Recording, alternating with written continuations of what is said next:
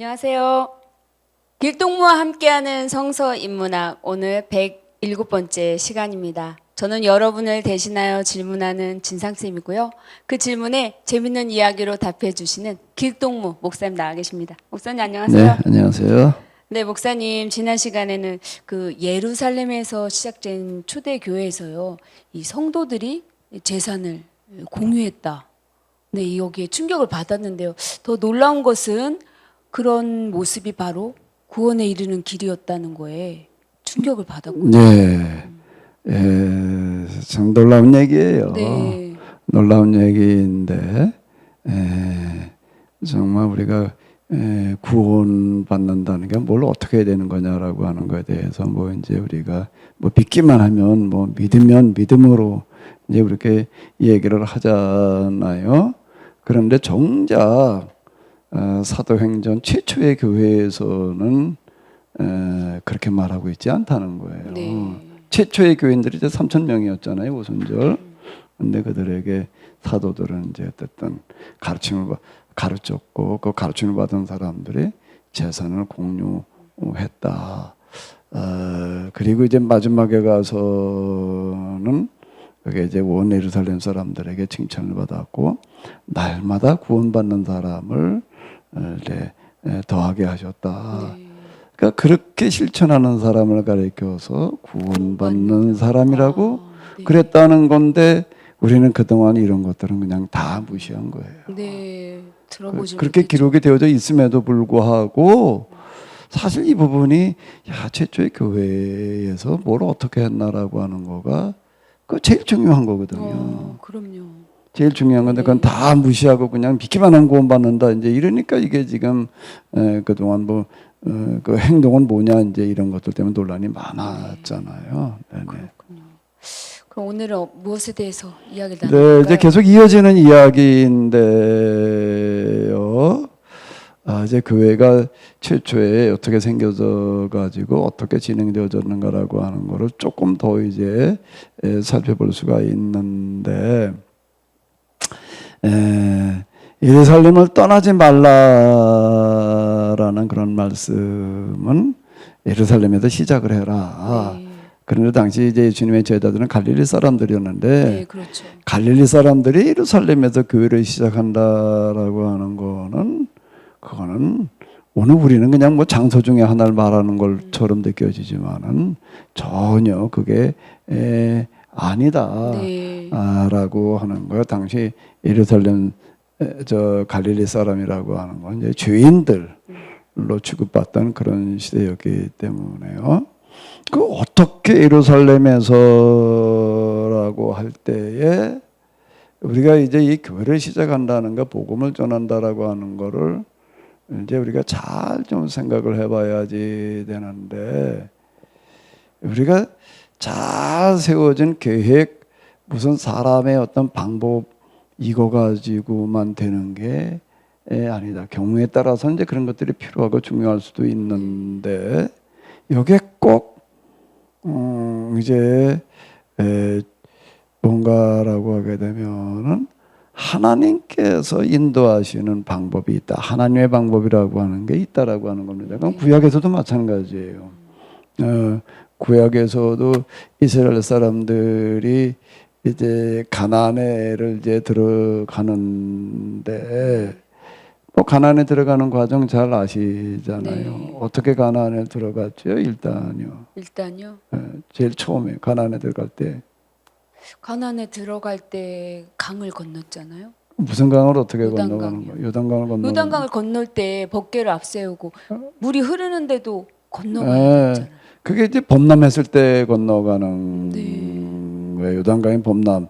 그 홍수 났다는 얘기가 되는 건데 하나님께서 진군 명령을 내리시는데 언제 내리시는가라고 하게 되면 평소에는 요단강 물이 얕아요. 네. 그냥 다 걸어서 그냥 건너갈 만한 텐데 범람했을 때 건너라고 그러시는 거예요. 홍수가 났을 네. 때. 목숨을 걸고.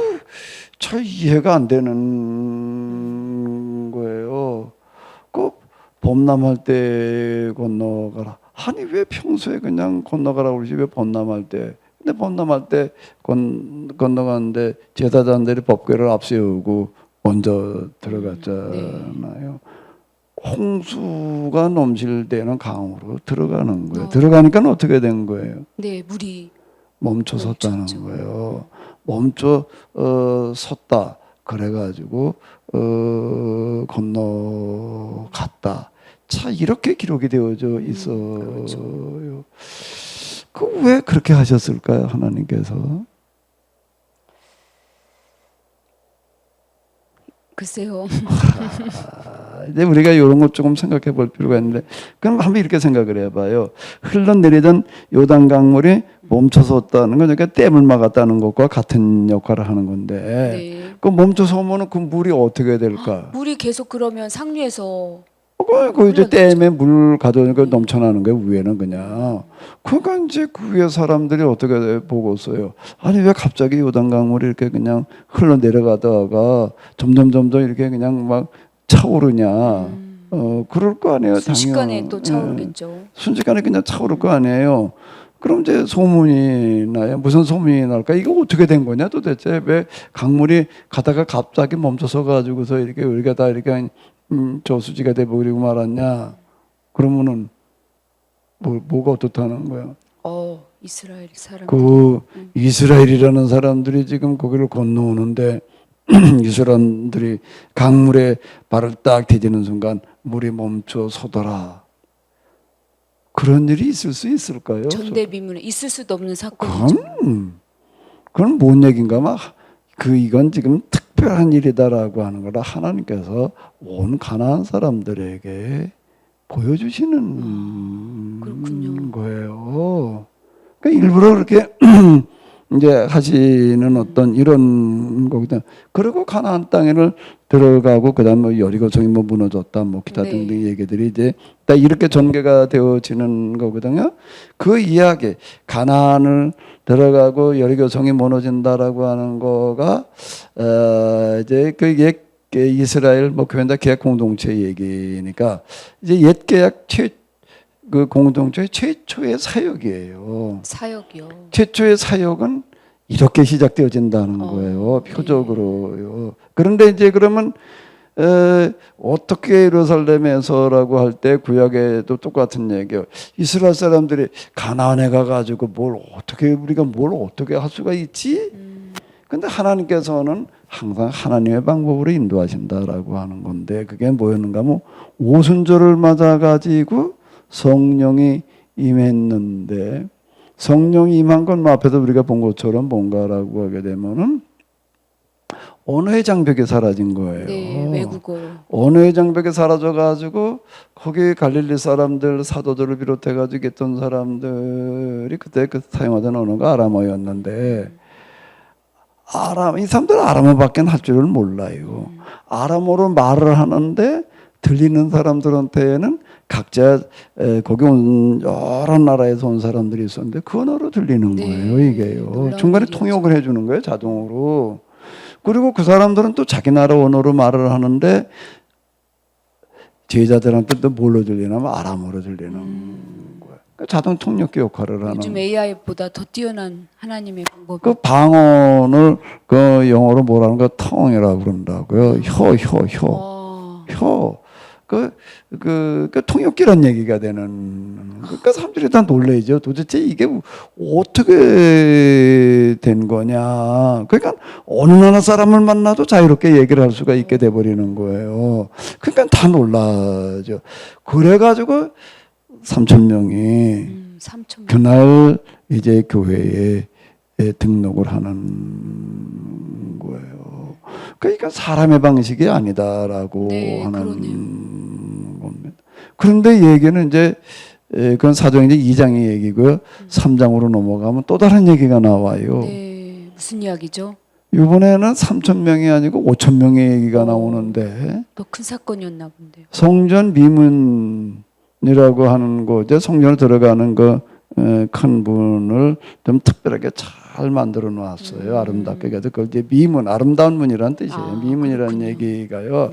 그 문을 이제 이렇게 들어가는데 거기에 늘 이제 앉아서 구걸하는 사람이 있었어요. 자기 힘으로 살아갈 수가 없어가지고 이 사람은 이제 태어날 때부터 이제 걷지를 못하는 사람, 뭐 요즘 뭐 지체부자유자 뭐 이제 이런 사람인 거예요. 한 번도 걸어본 적이 없는. 태어날 때부터. 이제 네. 태어날 때부터 그런 사람이니까 나이가 이제 40이 안 되는 사람. 그러니까 살아갈 길이 없어가지고 이제 이스라엘 사람들은 하루 3번 성전에 이제 기도를 하러 다녔어요. 그러니까 정통 유대인으로 산다는 거는 굉장히 어려웠어요. 하루 3번을 성전을 기도를 하러 다녀야 되니 뭐 이게 네. 쉬운 일. 근데 이제 늘 그때마다 이제 성전에 기도하러 다니는 사람들한테 구걸을 해가지고 이제 사는 사람이 이제 있었는데, 근데 베드로하고 요한도 이제 기도를 하러 들어가다가 그 사람을 딱 이제 만났는데 당연히 손을 내밀고 뭐 좀 달라고 이제 그러는 거예요. 근데 하나님께서 인도하시는 방식은 미리 알려주시는 방식이 아니에요. 네. 야, 너 이번에 기도하러 너 성전에 들어갈 때 내가 이렇게 할 거니까 너 그런 줄 알아. 이렇게 하시지를 않아요. 그냥 기도하러 갔을 뿐이에요. 평소처럼요. 예, 평소에도 그랬으니까. 그렇게 이 사람은 한두 번 만난 사람이 아니야. 그렇겠네요. 그 사람은 늘 거기서 구걸하던 사람이고, 그러니까 맨날 봤을 거 아니에요. 근데 그날도 이제 또 가는데, 이 사람이 뭘 줄까 하고 손을 이렇게 내미는 거예요. 그 베드로하고 눈이 마주쳤어요. 눈이 마주치니까, 뭐 평소 같으면 뭐 동전 하나 꺼내서 이렇게 주고 갔을 텐데, 그날은 그 사람하고 눈이 딱 마주치는데 딱 성령으로 말미암은 감동이 주어지는 거예요. 감동이요. 미리 알려주시고 너 이렇게 해. 내가 가서 너 그 사람 또 오늘 만날 텐데 말이야. 그럼 너 이렇게 해라. 이게 아니에요. 그게 하나님께서는 뭐 필요한 경우에 특별히 그렇게 하실지 모르지만은 거의 그렇지를 않아. 그 사람과 눈이 딱 마주치는 순간에 성령으로 말미암은 감동이 오는데 내가 지금 이 사람한테 진짜 주어야 될 게 동전 한 잎이 아니구나. 이 사람한테 진짜 줘야 될 건 나사렛 예수님의 이름이다. 나사렛 예수님을 이 사람한테 주어야 되겠다. 감동이 오는 거예요. 네. 그래가지고 손을 이렇게 뭔가를 달라고 내밀고 있는 그 사람의 손을 이렇게 딱 잡았어요. 악수하듯이 딱 잡고 지금 내가 너에게 나사렛 예수님의 이름을 주겠다. 그러니 나사렛 예수님으로 이름으로 일어나서 걸어라. 이렇게 말을 합니다. 네. 그때는 어떻게 됐을까? 일어났겠죠. 그 사람이 그 순간에 일어나는 거예요. 네. 그 순간에 일어나 가지고서는 일어나기만 한 게 아니라 걸었다고. 걷기만 하는 게 아니라 뛰는 거예요. 뛰기까지요. 한번 이제 이 장면은 잘 생각해 봐요. 네. 태어날 때부터 40년 동안 걷지 못했던 사람의 다리는 어땠을까요?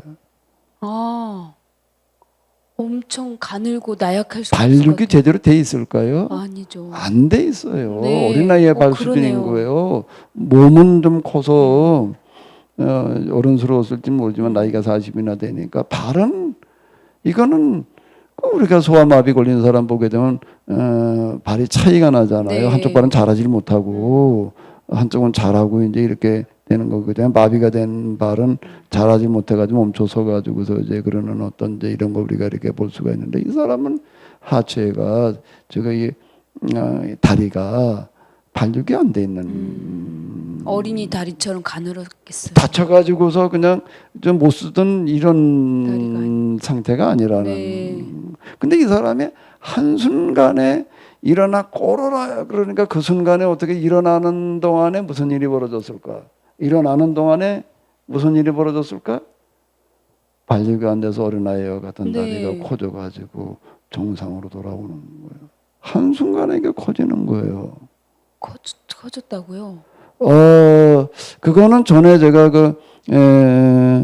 옛날에 그 현신의 권사님이라고 유명한 분이 있었는데 그분이 진짜 소아마비 어린애 그건 애였어요. 일어나 걷게 하는 거 한번 봤는데요. TV 영상으로 이렇게 한번 찍어놓은 걸 봤었어요. 네. 비디오다 옛날에 찍어놓은 거 이렇게 보니까 일어나는 동안에 주춤 일어나는데 다리가 정상으로 돌아오더라고요. 저 발육이 안 됐다는 그런 다리가 그래가지고 주춤 하면서 걷는 거를 내가 이제 한번 봐서 그때 그 영상으로 보여줬었어요. 네. 이제 그런 분이 있었어요. 그 현신의 권사님이라고 유명한 분이 이제 그 사람 많은 사람 고쳤어요. 그런 사람이 있었거든요. 그러니까 여기도 지금 똑같은 얘기가 되는 거예요. 이 사람의 다리가 한순간에 온전해져서 걷는 거야. 걷기만 하는 게 아니라 뛰기도 하는 거예요. 꽁충꾸충. 그럼 만약에 진상쌤이었다면 진상쌤이 이런 일이 벌어졌다면 어떡할까? 엄청 믿을 수 없을 만큼 놀랐을 텐데요. 갑자기 기도를 하러 왔던 사람들이 그냥 지금 이제 난리가 난 거예요. 난리가 나고요. 왜? 어떤 사람이 꽁충꽁충 떠다니면서 뭐 울부짖는 거야. 뭐라고 그랬을까? 나도 이제 걸을 수 있다. 나도 이제 꽁충 뛰어다니면서 그냥 그러고 있는 거예요. 네. 기도하는데 거기 사람들. 뭐야 이 사람 왜 걷는 걸 가지고 뭐 걷고 뛰는 게 당연한 거지. 그런데 뭐 저 사람 왜 걷는 거 뛰는 걸 가지고 저래 난리쳐 그러고 보니까는 누구예요? 매일 보던 이 사람은 예루살렘 사람이라면 다 아는 사람이야. 그렇죠. 성전 아주 유명 인사야 아주 그냥. 늘 보던 사람인데 걷지 못하던 사람이 한순간에 일어나서 꽁충꽁충 뛰어다니면서 하나님을 찬양하는 거예요. 하나님 감사합니다. 나를 이렇게 걷게 해주셔서. 여기 이제 하나님의 아니라 이제 예수님의 이름으로 그랬으니까 이제 예수님의 이름으로 감사하다고 좀 그러고 돌아다니는 거예요. 예수님 감사합니다. 나를 이렇게 걷게 해주셔서 뛰게 해주셔서 그러고 돌아다니니까 지금 온 소동이 나는 거예요. 난리가 났겠죠. 아니 도대체 이 사람이 어떻게 돼서 갑자기 이렇게 걸어? 당신은 어떻게 돼서 걸어? 나도 몰라요. 어떻게 된 거야? 어떤 사람이 날 보더니 내 손을 잡으면서 내가 너한테 나사렛 예수님의 이름을 줄 테니 그 이름으로 일어나 걸어라. 그러는 순간에 나도 모르게 일어났는데 다리가 멀쩡해져 가지고 걷고 뛰고 있다. 이렇게 얘기를 하는 거예요. 네. 그러면은 그다음 순서는 어떻게 될까? 그럼 그 사람이 누군가? 그 사람이 누구냐? 저기 있다. 저 사람이다. 고쳐주고 누구였어요? 그냥 갔나요? 일상적으로? 저 같으면 좀 더 거기 머무르다가 기도하러 갔으니까 이제 거기 기도하고 있었지요. 저 사람이다. 그 누구예요? 베드로와 요한, 베드로인 거예요. 그 사람들이 다 모여가지고 당신 도대체 어떻게 이 사람이 이렇게 고쳐놨냐? 이래가지고 이제 여기 기도하러 갔던 베드로는 성전에 모여있던 사람들한테 준비되지 않은 설교를 하는 거예요. 준비되지 않은 원고 없는 미리 준비해가지고 가는 게 아니라 즉석 설교를 하는 거예요. 그게 진짜 수준은 증문, 즉답이 진짜 수준이에요. 준비해가지고 간 건 준비한 수준이지. 그렇군요. 준비한 수준이지 본래 그 사람의 수준, 물론 준비하는 것도 그 사람의 수준에 맞춰서 이제 하기도 하겠지만, 그건 준비야 어쨌든 간에. 근데 그 자리에서 있는 거가 그 사람의 진짜 수준인데 베드로가 그 자리에서 어떻게 하나 딱 손을 보여주는 거예요. 여러분 이 손을 보십시오. 봤어? 뭐 하던 손이? 나 이거 고기 잡던 손입니다. 손이 그냥 크고 험해. 나는 고기나 잡을 줄 알던 그런 손인데, 그런데 여기에 지금 예수님께서 함께 하시니까 지금 그런 일이 일어난 겁니다. 내 손이 특별해서 지금 이 사람이 일어나고 있는 게 아닙니다. 여기 내 손에 예수님께서 함께 하셔서 그랬습니다. 이렇게 얘기를 하는 거예요. 그 예루살렘 사람들이 예수님을 잘 알아요. 누구예요? 이단이라고 생각해서 십자가에 못 박아 죽였던 사람. 그렇죠. 근데 그 사람이 지금 이 병자를 일으켰다는 그 사람이 어떻게 그 십자가에 달려 돌아가신 분이 어떻게 이 사람을 고치냐 그랬더니 돌아가셨지만 거기서 끝이 아닙니다. 그분은 부활하셨고 승천하셨고 이 땅에 오셨던 그리스도 메시아였습니다. 우리가 몰라가지고 여러분들이 몰라가지고 그분을 갖다 그렇게 이제 죽인 겁니다. 이렇게 얘기를 한 거예요. 그분이 진짜 메시아이셨고 그분이 부활 승천하셨던 증거가 바로 지금 이 사람입니다. 근데 이 사람은 40년 만에 일어나게 된 사람은 그 다음엔 무슨 일을 했을까? 돌아다니면서 그냥 전도를 해놓고 나서 뭐를 했을까? 껌이 됐어. 껌이요? 무슨 껌이 됐을까? 베드로의 껌이 됐어. 아. 항상 베드로 옆에 붙어 있는 거야. 이 사람을 떠날 수가 없어. 생각을 해봐요. 그 사람이 고쳐놨는데 어떻게 떠나? 네. 난 이제 죽을 때까지 당신만 따라가겠습니다. 이러고는 옆에 딱 붙어 있는 거예요. 네. 그렇군요. 옆에 딱 붙어 있는 걸 보니까는 뭔가 하면 베드로가 한 소리가 사실이라는 걸 이 사람이 증명을 해주고 있는 거예요, 지금. 네. 이래가지고 일대 소동이 일어나고 이게 소문이 나가지고 그냥 또 사람들이 몰려오고 와서 보고 베드로는 그냥 하루 종일 설교를 하고 있는 거예요, 지금 그냥. 그 와서 보는 사람마다 충격을 받아가지고 네. 어떻게 되나 하면은 또 예수님을 믿는 사람들이 되는 거예요. 그렇게 되는군요. 그래가지고 그날 또 5천 명. 5천 명이요. 한 명도 전도하기 힘든데 5천 명. 5천 명이 이야. 5천 명이라면은 5천 명이라는 숫자가 얼만큼이죠?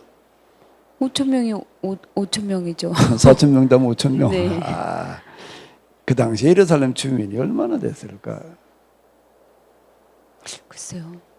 보통 뭐 이제 경계선을 어디다 놓고 보느냐라고 얘기를 하는데 성 안을 따지게 되면은 뭐 만 명 뭐 어쩌고 저쩌고 만여 명이요. 만 명 단위에 만 몇천 명. 근데 이제 이걸 성 바깥까지 그리고 성 바깥이 아니라 거기서 그래도 좀 그 근방 한 2km까지 뭐 이렇게 다 따지게 되면 3만 4만 아무래도 5만 넘어갈 리가 없다. 그 전문가들 얘기에 이거는 제 얘기가 네. 아니고 이걸 가지고 많이 연구하는 사람들이 도대체 그 당시 예루살렘 주민이 얼마나 됐을까라고 하는 걸 연구하는 거를 보니까 3만 넘었을 수가 없다. 그 주변까지를 다 합치는 거예요. 근데 제대로 잡아도 아주 넉넉 잡아도 뭐 5만여 명이 넘어갈 수는 없다.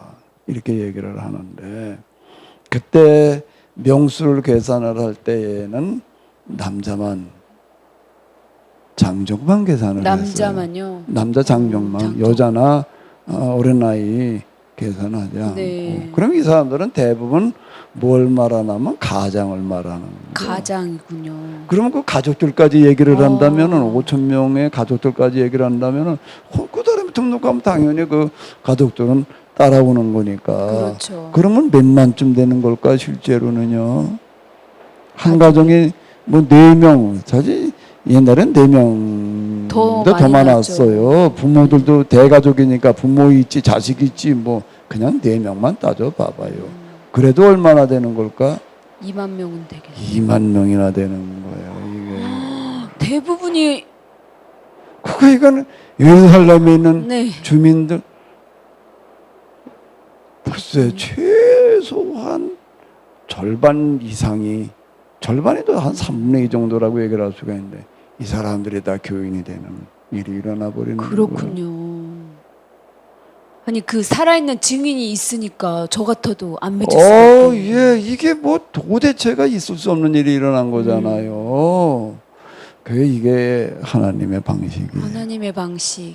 그러니까 하나님께서는 꼭 어떻게 하시냐면 거기서 제일 쓸모없어 보이는 사람. 아니 그 날 때부터 안진뱅이가 돼가지고 걸어본 적이 없어가지고 구걸하면서 살아가는 사람이 뭐 대단해요. 예루살렘에서 모르는 사람이 없지만은 그것은 그 유대교에 의하면은 이런 거예요. 왜 그런 그 많은 사람들이 교인이 됐느냐라고 얘기한다면 요거 때문에 그런 거예요.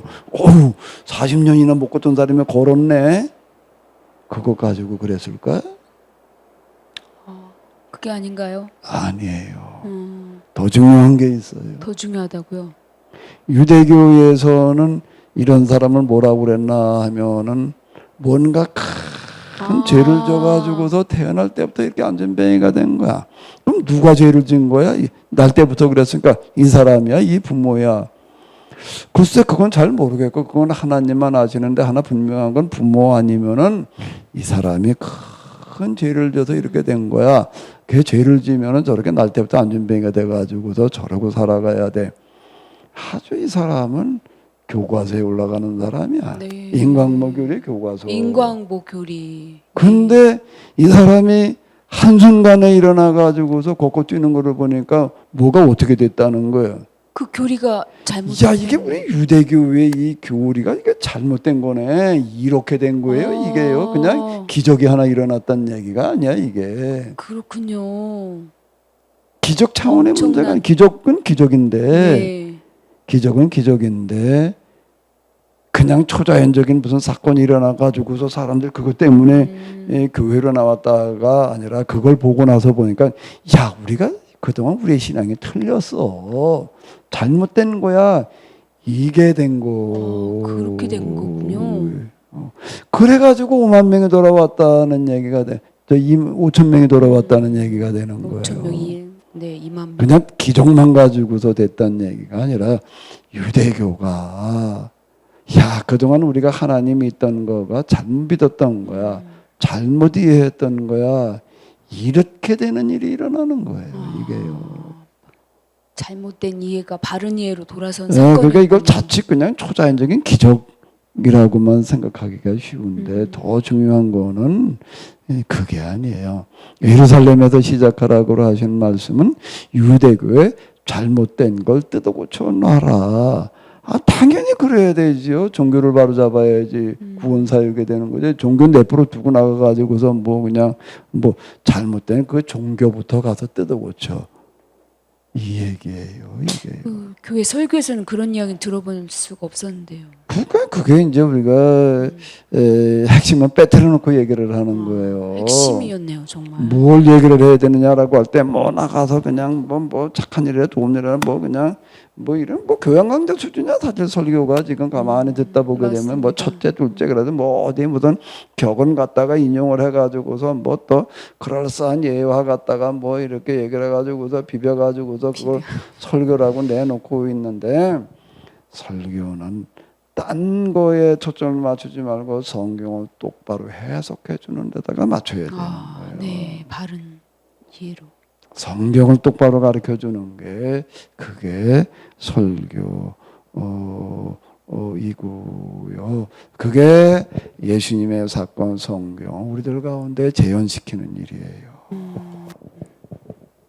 근데 우리는 성경을 제대로 안 가르쳐. 그냥 그죠 뭐 이런저런 얘기나 좀 하다가 말고 본문 읽어놓고 본문하고는 뭐 별로 관련 없는 얘기 얘기 저 얘기 하다가 그냥 뭐 조금 얘기하다가 말고 그러니까 평생 교회를 다녀도 그 성경에 도대체 무슨 얘기를 하는지는 몰라요. 맞습니다. 그게 지금 오늘의 현실인데 지금 이 얘기가 되는 거예요.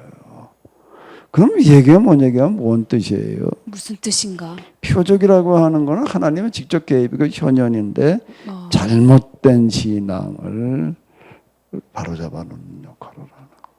기적만이 아니라 잘못된 신앙을 뜯어고치는 역할. 그건 우리가 복음서 할 때도 얘기하는데 예수님께서 병자 고치시는 이야기들도 다 그런 의미가 들어 있었던 거예요. 자, 이제 이런 일이 일어나서 유대교에 이제 일대 지금 이제 비상에 걸리는 일들이 그 유대교가 난리가 났겠네요. 그 당시 또 정유대 이제 예루살렘이 어려울 것 같지만은요 항상 아킬레스건이라고 하는 건 있게 마련인데요. 그건 사람은 잘 몰라요. 야, 그 정통 유대인들의 중심지 예루살렘에서 어떻게 거기서 교를 시작해? 거기에 최대 약점이 있는 거예요. 뭐요? 그들의 그 교리 중에서도 제일 중요한 교리가 인광보 교리, 안식일 교리 뭐 이런 거였는데, 야 그게 말짱 허구야. 이래나 버리면 정통 유대인들은 그 신앙에 생명 거는 사람들이거든요. 네. 생명 거는 사람들이에요, 이 사람들. 근데 우리의 신앙이 잘못됐었어. 근데 이게 똑바로 된, 그런데 일로 돌아오는 일이 일어나는 거예요. 그러니까 오히려 어려울 수도 있고, 어려울 수 있다는 얘기는 쉬울 수도 있다는 얘기가 되는 거예요. 그렇게 되나요? 불가능해 보이는 거가 사람이 보기에는 불가능해 보이지만 하나님 보시기에는 아주 쉬운 방법이 있는 거예요. 항상 하나님 그런 방법으로 이끌어 가세요. 하나님 참. 그래가지고 세상 역사를 뒤바꿔 놓는 일을 할 수 있게 되는 거예요. 그렇군요. 그러니까 여기에는 주도권, 뭐 이니어스티브 이렇게 그래, 주도권을 누가 가지는가 하면은 사람에게 있는 게 아니라 하나님께 있는 거예요. 하나님께. 그걸 우리가 인정하고 하나님께서 인도하시는 대로 따라가는 거예요. 우리가 다 계획을 짜가지고 그냥 끌고 나가는 그런 거 가지고 되는 게 아니라는 거예요. 이런 걸 누가 생각을 해내? 생각할 수 없죠, 당연히. 누구 머리에도 이런 게 나오겠어요. 그 다음에 이제 이렇게 되니까 이제 사람들이 다 어디에 초점이 맞춰질까? 누구에게 관심이 갈까? 베드로예요. 베드로가 뭘 보여줬냐면은 베드로가 그냥 능력으로 그냥 걷지 못한 사람 걷게만 해주는 게 아니에요. 그거보다 네. 더 중요한 걸 해놨어. 뭐 유대교가 잘못됐다는 거를 갖다가 이제 딱 확인을 시켜 놓으니까 와가지고서 이제 다 선생님 한 말씀 가르쳐 주십시오. 이렇게 되는 거예요. 선생님이요. 그 무학자. 당연히지. 이제 갈릴리 어부 베드로가 네. 예루살렘에는 유대교 중심지고 예루살렘에 최고의 지식인들이 모여 있는 데인데 그렇죠. 그런데 베드로는 헬라어도 몰라. 학교라는 데를 다녀본 적도 없어. 네. 아는 거는 고기 잡는 거. 그런데 뭐가 됐나 하면 예루살렘 최고의 선생님이 됐어요. 이제. 선생님이 됐군요. 이게 하나님의 방식이에요. 놀랍습니다. 네. 성전 비문에 날 때부터 안전뱅이로 그냥 구걸해 먹는 별 없어 보이는 사람을 통해 가지고서 예루살렘을 뒤바꿔 놓는 그런 사람으로 쓰임 받게 하시고 네. 이건 뭐 손이라고 그래봐야 뭐 연필 잡아본 손이 아니야. 맨날 금을 끌어올리느라고 그냥 손이 밧줄 잡아 당겨서 군살에다가 뭐 그냥 뻣뻣해져가지고 연필이라는 건 잡아본 적이 없는 그런 사람이 일약 이스라엘 최고의 지식인들을 가르치는 선생님이 되는 거예요. 너무 통쾌합니다. 듣고만 있어도. 하나님께서는 이런 방식으로 일어나시는 하나님 멋진 분입니다. 가장 보잘것없고 어리석어 보이는 그런 사람을 그런 방법을 통해 가지고 지혜로운 자들을 부끄럽게 하시는 하나님. 성경에 그런 표현들이 네, 많이 나오는 게 들어본 적 이걸 있어요. 얘기를 하는 거예요. 그렇군요. 이 방법은 오늘도 유효해요. 유효하다고요? 오늘 정말 난세라고 얘기를 할 수가 있는데 뭐 전쟁의 소리가 끊이질 않고 그냥 지금 첨단 기술들은 다 무기 만드는 데 도움되고 있고 AI가 나와서 도움되는 것 같지만 또 AI 최고 전문가는 또 AI 때문에 인류가 30년대에 멸망할 확률이 30% 이상이라고 그러고 있지. 기후위기로 지금 그냥 한쪽에는 물난리 나고 한쪽에는 불난리 나고 이게 도대체가 이걸 어떻게 풀어가야 될지 진짜 끝이 안 보이는 건데 사람이 볼 땐 이건 도대체 속수무책 이걸 어떻게 AI를 누가 멈추게 해 그래 이거를 그래 다 그걸 가지고 어떻게 각 나라마다 그냥 반도체 무슨 엔비디아 저 그래픽 카드를 가지고서 이걸 활성화시키려고 왜 그게 돈이 되니까 다 달라붙어 가지고 그러는데 그게 사람 다 이제 멸종시킬 위험성이 거기 내포되어 있다는데 이걸 누가 가서 스톱을 시켜? 그런데 하나님께서는 아주 간단하게 하시는 방법이 있어요. 항상. 간단하게요. 그리고 갈릴리 오브 베드로와 같은 사람을 통해서 이 시대에도 또 똑같은 방법으로 일을 하시는 게 우리가 성경을 해석하는 거는요. 과거의 이야기나 그냥 과거의 옛날에 그래서 그거가 아니라 그 이야기가 오늘 우리에게는 이제 여기에 오는 건데 오늘 우리도 지금 당면한 문제들이 많아요. 이걸 어떻게 해결해야 될 거냐라고 할 때에 어떻게 해야 될까?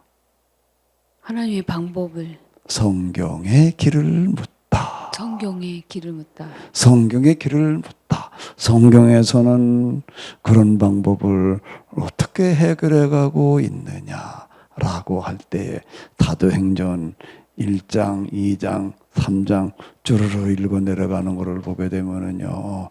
여기에서 뭐가 보이냐면 오늘의 이 낱마처럼 얽힌 문제들을 정말 놀라운 방식으로 해결해 가는 길이 보여지죠. 네. 이것 때문에 성경을 공부하는 거예요.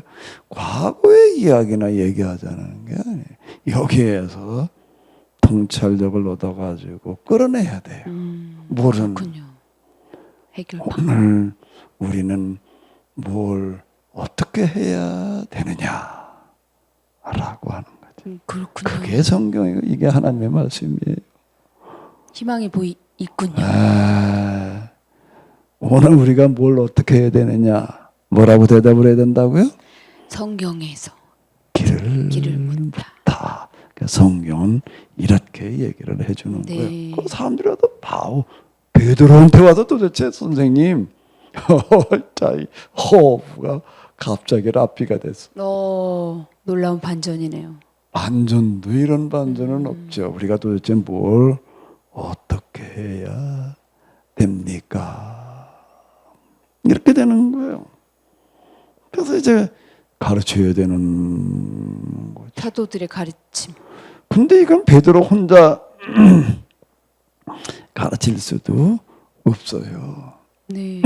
사고 혼자 어떻게 다 5천 명이나. 그러니까 예수님의 제자들이 다 이제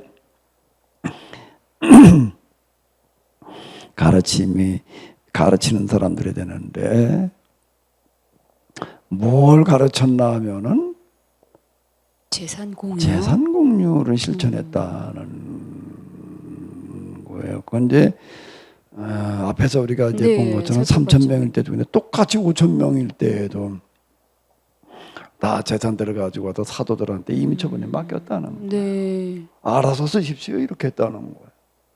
자 이제 베드로 혼자 그건 뭐 5,000명 그건 뭐 혼자 어떻게 가르쳐요? 그 이상이었잖아요. 그렇죠. 그러니까 네, 이제 사실. 사도들의 가르침이라고 나와 있어요. 그러니까 이제 사도들을 다 이제 가르쳤는데 어떤 가르침이죠? 그럼 뭘 가르쳤을까? 네. 뭘 가르쳐야 돼요? 예수님에 대해서 가르치는 건가요? 예수님께서 이제 이렇게 말씀하셨어요. 마태복음에 보게 되면 마지막으로 예수님께서 승천하시면서 이렇게 말씀하시는 게 있거든요. 하늘과 땅의 모든 권세를 내게 주셨으니 그러므로 너희는 나가다 모든 민족을 제자로 삼아 아버지와 아들과 성령의 이름으로 세례를 주고 내가 너에게 분부한 모든 것을 가르쳐 지키게 하라. 분부한 거요. 이 얘기 속에는 예수님께서 생전에 제자들에게 많이 교육을 시켜 놓으셨다는 거예요. 그렇군요. 그게 구체적으로 뭐냐는 거가 이제 거기에 다 드러나 있지는 않는데 그럼 내가 너에게 분부한 모든 것을 가르쳐 지키게 하라라고 하는 거를 뭘 가르쳐서 뭘 지키게 했는가라고 하는 거가 지금 여기 나오는 거예요. 그렇군요. 그 제일 중요한 걸 가르쳐야 되는 거예요. 역점에 두어야 되는 게 뭔가라고 하게 되면은 뭘 역점에 두었는가라고 하게 되면 3,000명 때도 그렇고 5,000명 때도 똑같은 게 재산 공유. 재산 공유. 그걸 예수님께서 분부하신 거란 말씀이시죠? 그걸 가르쳐 지키게 하라고 그랬다는 거예요. 그걸 우리는 나가가지고도 온 세상에 네. 돌아다니면서 예수님께서 우리를 대신 죽으셨으니까 그걸 믿고 구원받아라. 그냥 이건 줄로 알아요. 그게 그걸 영원 이제 구원. 지상명령이라고 이제 이렇게 생각을 하거든요. 그 구절을 마태복음 28장에 있는 그분은 지상명령이라는 거는 더 큰 계명이 없다. 네. 그 예수님 거 구원받으라는 거라고 이렇게 그걸 이해하는데 지금 여기 보게 되면 사도들은 무엇을 가르쳤는가라고 하게 되면 가르침을 받은 사람들이 실천하는 걸 보면 알 수가 있는데 재산들을 다 가지고 와서 제자들한테 맡기는 거야. 알아서 쓰십시오. 네. 발 아래 놓았다라고 하는 거는 이미 처분에 맡겼다는 얘기가 그렇군요. 되는 거예요. 왜 그렇게 해야 되죠? 왜 이렇게 해라고 네. 그랬을까? 왜요? 그럼 뭘 가르쳤다는 얘기가 되는 거죠? 이게 뭔가 하게 되면은 계약법. 계약법 실천이라고. 계약법을 말씀하세요. 실천하라고 그러는 어, 거예요. 계약법을 실천하는 거가 뭔가라고 하게 되면 구원의 길이라는 거야. 구원의 길이 계약법 실천이다. 근데 그 계약법 실천이 그건 뭐하고 관련되어져 있는가 하면 재산은 재산 공유.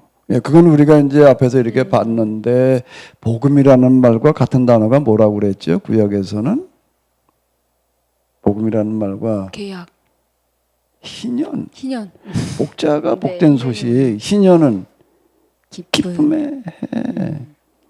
그럼 뭐가 기쁨의 해였느냐라고 한다면 희년이 되게 되면은 부동산들 집과 땅이 본래 주인에게로 돌아가는 거예요.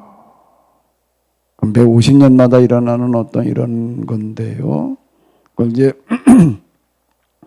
요배를 해 그러는데 요배라고 하는 건 뭔가 하면 양뿔 나팔을 말하는 거예요. 네. 전국 각지에서 양뿔 나팔을 그냥 다 불어요. 동시에. 그러면은 그 양뿔 나팔 소리와 더불어 가지고 부동산 이제 집과 땅이 본주인에게로 돌아가고 네. 동시에 6년 동안 노예살이 남의 집에 가서 종살이하던 사람이 풀려나가지고 그리고 돌아오는 거예요. 그래서 그걸 기쁨의 해라고 네. 불렀어요. 그 말을 신약 성경으로 넘어와 가지고서는 복음이라고 그러는 거예요. 그래서 가난한 자에게 복음이 전파된다. 복음이 기쁜 소식인데 무슨 기쁜 소식이냐? 예수님께서 우리를 위해서 대신 죽으셔가지고 이제 구원의 길이 열렸어. 맞는 얘기인데 구원의 길이 열렸다는 게 좀 더 구체적으로 뭘 말하냐면 가난한 사람들의 이렇게 문제가 해결되는 거야. 가난이라고 하는 문제를 해결한다는 거는 참 어려운 거예요. 이게 요즘도 쉽지 않지만 옛날로 올라가게 되면 사회 구조와 관련이 있거든요. 네. 한 번 가난한 사람은 그 시대는 영원히 가난한 거예요. 한 번 노예가 된 사람은 영원한 노예이고. 그런데 여기에 이제 서광이 기쁜 소식이 들려오는 거예요. 복음은 아주 구체적인 얘기예요. 막연하게 그러네요. 영적인 얘기가 아니에요. 현실적이고요. 아주 현실적에 맨날 집 한 칸 없이 이 집 저 집 월세로다 그냥 전전하다가 전세로 어떡하다가 자기 집이 하나 딱 생겼다 그러면 어떨까? 꿈만 같죠. 아마 맨날 며칠 쓸고 닦고 그럴 거야. 네. 너무 좋아가지고 내 집이 생겼다. 지금 집 한 칸 가지고도 옛날에 내 땅이 생겼다는 거는 이제 생업 기반에 생겼다는 먹고 살 길이 열렸다는 얘기가 되는 그렇군요. 거예요. 내 집이 생겨서 먹고 살 수 있는 땅이 생겨서 이거보다 더 기쁜 거는 없는 거예요. 그걸 신년이라고 그러고 신약으로 넘어와서는 뭐라 그러는 거고요. 복음이라고. 그러니까 이걸 실천하라고 그러는 거예요. 그렇군요. 놀 딴 걸 가르치는 게 아니에요. 이거였군요. 근데 지금 유대교에서는 어떻게 그렇게 가르치지 않았어요. 저 사람들이 가난한 건 다 자기가 죄를 져서 그런 게 우리가 이렇게 부자로 살아가는 거는 하나님께서 말해 우리 어렵게 보셔가지고 복을 주셔 이렇게 가르치고 있었던 거예요. 그러니까 이게 이제 그동안 우리가 잘못 알고 있었구나. 재산이라고 하는 거는 나 혼자를 위해서 쓰라고 주어진 게 아니라 내게 지금 재산이 주어진 거는 맡겨주신 거고 이걸 가지고 가난한 사람들의 문제를 해결하라고 주어지는 사명이구나. 이걸 축복이라고만 생각을 하다가 뭔가만 사명으로 받아들이게 해야 할 되는 일, 네. 책임. 종교적인 측면에서 놓고 본다면은 재능도 마찬가지고요. 재물도 마찬가지고 이거는 내게 누리라고 주어진 축복이 아니라 이걸 가지고 스스로 해결해 나갈 수 없는 사람들의 문제를 해결하라고 맡겨진 사명이고 책임이에요. 놀라운 시각인데요, 목사님. 그게 성경. 그게 성경이다. 우리가 얽혀 있는 세상 모든 어려운 문제들을 어떻게 해야 될까라는 물음에 뭐라고 얘기를 해야 된다고요? 어떻게 된다고요? 어떻게 해야 돼요? 성경의 길을. 네, 성경의 길. 성경은 이렇게 이야기를 하는. 이렇게 이게 구원받는 길이라는 거예요. 근데 그동안에 구원받는 길은 이게 아니었잖아요. 정통 구원론은 네. 십자가 대속에서 구원받는다는 십자가, 거야. 그렇죠. 빨간 피. 네. 그걸 믿어. 그러면 구원받. 그럼 실천은 뭐 사랑을 나가서 실천하는 거야. 이제 이렇게 얘기하고 넘어갔는데 대속 신앙을 실천한다는 거는 뭘 어떻게 해야 되는 걸까? 예수님의 죽으심을 나가서 내가 재현할 수는 없어요. 예수님의 사건, 죽으심의 십자가 죽으신 사건을 내가 가서 재현하는 거는 아니야. 실천을 한다는 거는. 그럼 뭘 실천해야 되느냐 하면 그 정신, 의미, 네. 원리이지요. 그 십자가의 정신이라고 하는 거가 대속의 의미라고 하는 거가 도대체 뭘 말하는 걸까? 그거를 예수님께서는 세계명이라고 부르셨어요. 내가 너에게 세계명을 주노니 너희는 서로 사랑해라. 내가 너희를 사랑한 것 같이 너희도 서로 사랑해라. 이건 예수님께서 십자가에서 죽으시기 직전에 하시는 말씀이거든요. 네. 내가 너희를 위해서 십자가에서 죽은 것처럼 너희도 서로 사랑해라. 그럼 뭐 어떻게 하라는 거야? 또 서로 십자가에 죽으라는 얘기야? 사랑 실천이죠. 사랑 실천. 내 이웃을 내 몸과 같이 사랑해라 라는 말씀 많이 들어봤죠? 네, 유명한 뭘 말씀이죠. 어떻게 하는 거야? 저희는 앞에서- 보통 그 예수님 믿고 구원 받았기 때문에 다른 이도 그런 구원을 받게끔 이 영혼 구원에 초점을 많이 맞췄죠. 이제 그건 전도 쪽에 이제 초점 가장 맞추는 사랑하는 방법 아닌가요? 사랑, 그걸 이제 사랑이라고 또 이렇게 얘기할 수도 있는데 그게 아주 악용되면은 무서운 결과도 초래를 해요. 무서운 결각시. 유럽 사람들이 저기 남미에 가가지고서 그냥 다 점령을 하고서요. 거기다 이제 고무나무를 재배를 했어요. 네, 고무나무. 고무나무가 이제 그 공업의 원료가 되다 보니까 그걸 재배한 농장을 만들어 놓고 갖다 개처럼 부려먹는 거예요. 부려먹으면서도 아무런 가책을 안 받았어. 네, 자책으로 침속 부려먹으면서도 아무런 가책을 안 받았어요. 네. 실제로 그랬어요. 이거는요. 실제로요. 왜? 내가 너희에게는 이거보다 훨씬 더 중요한 거를 가르쳤고 훨씬 더 중요한 걸 주고 있기 때문에 그렇게 생각을 해서 그럼 뭘 해줬을까? 그게 십자가 대속을. 교회당을 만들어 놓고 주일날에 무조건 교회 가게 하는 거예요. 그리고 거기서 그 예배 드리면서 그냥 예수님 믿고 구원받으라고 이렇게 얘기를 하는 거예요. 그러니까 내가 너희에게 지금 예수님 믿고 구원받는 길, 영원히 사는 길을 가르쳐 줬기 때문에 내가 너희에게 마음대로 부려먹어도 돼. 그렇게 정당화시켰어요. 그렇군요. 악질 중에 악질의 네, 사람이 이걸 이 예수님의 십자가를 믿고 구원받게 하는 게 제일 중요하다라고 하는 거를 잘못하면은 엄청난 부작용을 가져올 수가 있는 위험성이 그 안에 들어 있는데요. 다시요. 네. 너희들 내 몸과 같이 사랑하라는 게 뭘 어떻게 하라는 거라고요? 어떻게 해야 되죠? 그러면 스스로 자기 문제를 해결할 수 없는 사람들이 있는 거예요. 네. 그거는 원래 태어나기를 사람의 태어나는 때마다 능력이 다 달라요. 타고나는 능력이요. 공부하는 걸 봐도 어떤 사람 아무래도 안 되는 사람이 있는 거고 잘하는 사람이 있는 거고 또 뭐 기타 등등 유능한 사람이 있는가 무능한 사람이 있거든요. 그러니까 이제 그런데 그건 무능한 사람 제대로 못하는 사람 무시하거나 깔보지 말고 깔보지 말고. 이 사람이 이렇게 자기 앞가림을 제대로 못하는 거는 내 책임이다. 내 책임. 나에게 그래도 이렇게 좀 공부를 할 머리도 주시고 유능한 재능 여러 가지 기타 등등 재산을 그래도 이렇게 모을 수 있는 능력을 주시는 거는 나로 하여금 저 사람들의 문제를 네가 대신 해결해 줘라라고 하는 책임이고 의무로 받아들이라는 거예요.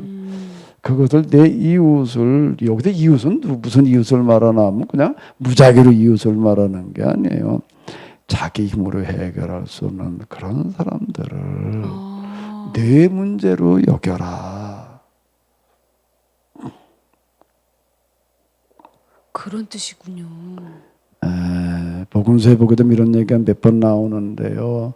어떤 부자 청년이 거기도 관원이야. 바리새인 서기관이라는 사람이 예수님을 찾아와서 선생님 어떻게 이제 구원을 받으리까?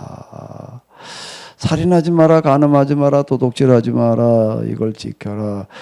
그런 건 제가 다 지키고 네. 있습니다. 뭐가 좀 더 부족한 게 뭐가 있습니까?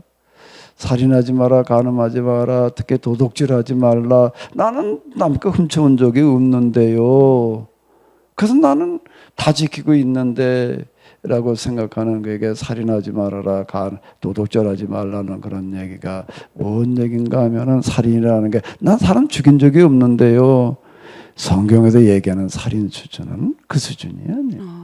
네 이웃을 보잘것없는 사람은 라가 미련한 놈, 이 모조리 병신 그렇게 생각하면 이미 그게 살인이라는 거예요. 그게 살인이라는 네. 거예요. 성경도 얘기하는 수준이 세상 사회법에도 얘기하는 살인 수준이겠어요. 성경의 수준이 그 정도면 그건 그게 무슨 하나님의 말씀이에요, 그게요. 그 예수님께서 하신 말씀인 거예요. 거기에 뭐 살인하지 마라, 간음하지 마라, 뭐 이제 이렇게까지 도둑질하지 말라는 거에 대해서는 뭐라고 얘기를 안 하셨지만 도둑질이 그럼 절도야. 절도는 하지 말라고 그냥 남의 물건 훔치지 말라. 남의 물건을 훔치지 말라는 걸 예수님께서 말씀 의미로 들어가 보게 되면은 뭐가 남의 물건을 훔친 게 되는가 하면 나는 타고난 능력이 좀 뛰어나서 공부도 잘해, 뭐 재능이 많아, 그래도 사업도 잘해, 돈도 잘 벌어. 그런데 어떤 사람은 공부도 못해. 그냥 지질이 못 나가지고 지약가림들은 못해. 그런데 나는 이렇게 뛰어나가지고 돈을 잘 벌어가지고 그래가지고 나는 이렇게 부귀영화를 누리고 살아. 그러면 그게 뭐가 되냐면 도둑질이 되는 거예요. 그게 도둑질이라는 거예요. 왜? 이건 나에게 주어진 건 나 하나만을 위해서 주어지는 게 아니야. 왜? 이거를 하나님께서는 어떻게 하는가 하게 되면은 똑같은데 똑같지 않은데 너는 저 사람들의 문제를 네 문제로 여겨라. 그리고 그 때문에 해결하는 데다 써라. 근데 그걸 안 쓰면 뭐가 된 걸까? 도둑질이 된 거야. 말씀이죠. 그러니까 네가 진짜 도둑질을 안 했다고 생각하냐? 네가 진짜 살인을 안 했다고 생각을 하느냐? 너는 안 했다고 생각을 하는데 그렇다고 한다면은 네 가진 걸 팔아서 다 가난한 자들에게 나누어 주고 너는 따라라. 그러면 네게 구원이 있으리라. 이게 영생에 이르는 길이라는 거예요. 예수님께서 말씀해 주신 거는 그게 곧 대속의 원리예요. 근데 목사님 요즘에 한국 사회에서 그 지식인들, 의사나 어떤 그 권력층의 사람들은 계속 자기들의 집단을 더 공고히 하려는 그런 것도 그럼 도둑질에 해당된다고 볼 수 있겠네요. 살인이지요. 살인이면서 도둑질이 아니라 강도질이야 그거는. 그렇군요. 뭐 서울에 뭐 비싼 아파트 수십억 아파트 사는 사람이 거기다 그 아파트 거기다 올렸대. 그거 뭐 우리끼리 좀 같이 사돈 맺지요. 아, 그랬더니 네. 너도 나도 뭐 그래. 어디는 또 특별하게 뭐 하나 뭐 주택 단지를 조성을 해놓고 그냥 그런 사람들만 들어가지고 경비 딱 두고 나오는데 들어오지도 못하게 하고 그냥 특권을 누리려고 하는 그런 것들이 사회법에서는 아무 문제가 안 돼요. 네. 그 사람들 뭐라고 얘기할 수도 없어. 사회법과 사회 윤리와 도덕에서는 지탄의 대상이 아니에요. 자본주의 사회에서 뭐 자기 능력고 사는 누가 뭐래. 그런데 종교로 넘어오게 되면 성경과 하나님을 믿는 신앙으로 넘어오면 그건 살인이고 날강도 수준이 되는 거예요. 그렇군요. 자기들에게 주어진 어떤 그런 환경 여건이라고 하는 어떤 이런 거가 자기만을 위해서 특권을 그냥 대를 이어서 누려가 보려고 하는 거야말로 그건 살인의 행위가 되는 거지. 용서받을 수 없는 그런 죄가 되는 거예요. 그러니까 여기가 종교적인 차원이에요. 네. 이게 구원의 길이에요. 이게 구원의 길이. 이게 성경이에요. 이게 성경. 그러니까 성경보다 더 높은 인문학은 없어요. 성경이야말로 그냥 하나님의 말씀이라고 우리가 이제 얘기를 하는데 인문학이라고 하는 측면에서 들여다놓고 본다면 성경보다 더한 인문학은 없는 네. 거예요. 동의합니다. 그렇군요. 왜 재산 공유냐라고 할 때에 이걸 가르쳤다는 거예요. 네. 여자들. 재산 공유. 그리고 그 3천 5천 명이 여기에 다 머리 숙였다는 거예요. 그걸 따르는 거예요. 갈릴리 어부 진짜 난 놓고 기억자도 모르는 무식쟁이에 불과한데 자기들은 그 시대 최고의 지식이 뭐가 지식이야? 그래 뭐 글자나 좀 알았다고 지식인가? 먹물이나 좀 먹었다고 지식인가? 진정한 윤리, 진정한 가르침을 실천하는 게 지식이지. 그걸 가르치는 사람이 진짜 지식이. 야, 이 사람들 진짜 놀라운 거예요. 베드로를 최고의 선생님으로, 베드로를 비롯한 제자들을 깍듯이 선생님으로 믿고 따르고 자기의 모든 재산을 그들에게 맡겼어요. 놀랍네요. 가장 작은 자로 여겼던 자가 가장 큰 것을 가르치니까. 그게 성경이에요. 그게 예수님께서 돌아가시고 난 다음에 일어난 최초의 교회에서 일어났던 사건들이에요. 두 가지를 해석해 나가는데 다시 정리를 한다면은 경제적인 문제와 네. 병자를 치료하는 그런 문제들이 해결되어져 나가는 거야. 그걸 가지고 그냥 쓰나미처럼 밀고 나가는 거지요. 그래가지고 교회라고 하는 거가 조금 뒤에 가게 되면 이제 로마 제국의 이제 국교가 되는 데까지 가는 거예요. 네. 이런 여파로다가 이제 그렇게 나가는 거죠. 이 사건이 오늘날에도 유효할 것을 기대합니다. 아이 그러면 오늘 아이고 하나님의 방식은 예전이나 지금이나 동일한 방식이게 그리고 이거는 누구도 생각해내지 못하는 방식을 동원하시는 거예요. 성전 비문에 앉은 40년 앉은 뱅이 고기나 잡을 줄 알던 베드로와 같은 사람 이런 사람을 통해서 일을 하시는 거예요. 그게 하나님의 방식이에요. 네, 기대하겠습니다, 목사님. 나는 이 하나님이 진짜 하나님이신 것 같아. 그렇습니다. 네. 다음 시간에는 무엇에 또 네, 이야기할까요? 그 다음에 그럼 이제 무슨 일이 또 전개되어지고 있는가를 이제 계속 이어서 좀 한번 기대가 가보도록 됩니다. 네. 하겠습니다. 네, 알겠습니다. 오늘 이야기 여기까지 감사합니다. 네, 수고하셨습니다.